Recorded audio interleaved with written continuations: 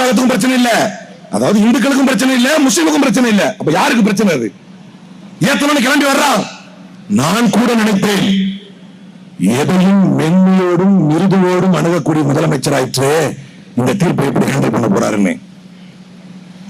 இந்திய வரலாற்றில் ஒரு நீதிமன்ற தீர்ப்பு மதக்கலவரத்தை உருவாக்குமே, ஆனால் அந்த நீதிமன்ற தீர்ப்பை எதிர்த்து we are not afraid of the consequences, எந்த பின்விளைவுகள் வந்தாலும் அதை எதிர்கொள்ள இந்த ஸ்டாலின் ஆட்சி தயாராக இருக்கிறது என்று சொன்ன இந்தியாவின் ஒற்றை ஆட்சி அது.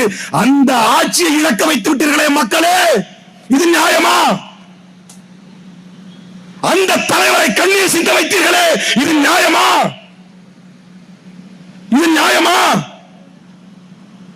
இது அறிவுசார் சமூகத்திற்கு அடுக்குமா? ஆனால் கொடுமை என்ன தெரியுமா? அதே திருப்பரங்குன்றத்தில்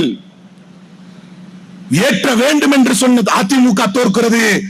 என்ன விளைவுகள் வந்தாலும் ஏற்ற விட மாட்டேன் என்று சொன்ன திமுக தோற்கிறது.